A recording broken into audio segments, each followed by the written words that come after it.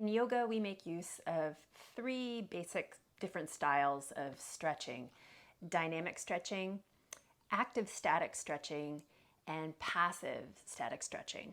So why don't you get on your mat and experience this with me so you can feel in your own body how this works on your body and mind. Let's start with dynamic stretching in bridge pose. Come down onto your back and bend your knees, place your feet on the floor. Now, in a dynamic pose, you're moving continuously, either from pose to pose to pose or in and out of a single pose, like we're going to do here. In a dynamic version of bridge, you would lift your hips up, extending your hips and your spine, and then lower them back down, and do that on repeat. So you might coordinate that movement with your breath. That's often done in a flowing style practice.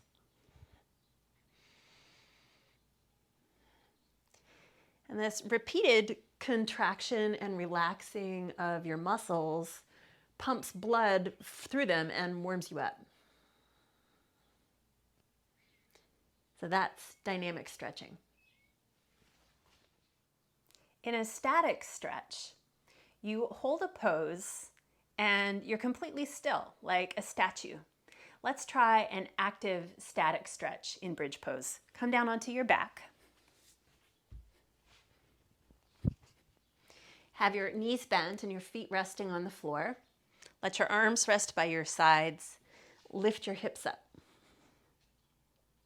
Now, in an active static stretch, muscles on one side are shortening and on the opposite side they're lengthening. So in this case, the muscles on the back of your body, your hamstrings, your glutes, your lats, and your triceps are all shortening. And the opposing muscles, your biceps, your pectorals, your rectus abdominis, that's your six-pack muscle, and your quadriceps are all lengthening. So see if you can sense that in your own body. And this takes a really balanced approach to strengthening. The back body is strengthening and lengthening your muscles. You can lower yourself back down. In active static stretching, we make use of a nervous reflex called reciprocal inhibition, which sounds really fancy, but the concept is really very simple. So let's say that you want to pick up a yoga block. In order to pick up that block, you need to bend your elbow. And in order for your elbow to bend, your bicep muscle needs to shorten and your triceps need to lengthen. So whenever you want to create a movement at a joint, one muscle shortens, and when that happens, your nervous system sends a message to the opposing muscle to lengthen out. And so that happens all over your body all day long, every time you move. We can make use of this reflex in our yoga practice, though, to increase the length in certain muscles. If we come back into active static bridge pose, and you lift your hips up, if we increase the contraction in the hamstring muscles on the backs of our thighs, we can create more length in the muscles on the fronts of the thighs. Root your feet down into the floor and try to drag your mat backwards with your feet. And you'll feel the contraction really amp up on the backs of your legs.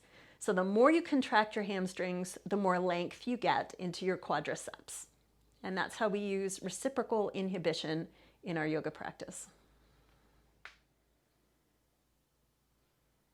In passive static stretching, you basically use gravity and propping in order to hold your body in position so that you can either relax or focus on stretching.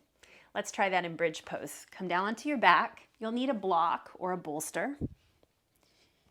And as you lie back, take your block, place it underneath your pelvis. And here you let the weight of your pelvis just rest on your block. So it should feel pretty effortless to be here. So this is the style of yoga that we practice in restorative or in yin yoga. And in yin yoga, you would actually be aiming for a stretch. So you might need to raise the height of your block a little bit in order to feel the lengthening of the muscles on the front of your body here. In restorative yoga, we're just looking to get into a position that you feel comfortable enough to relax in. And that is passive static stretching.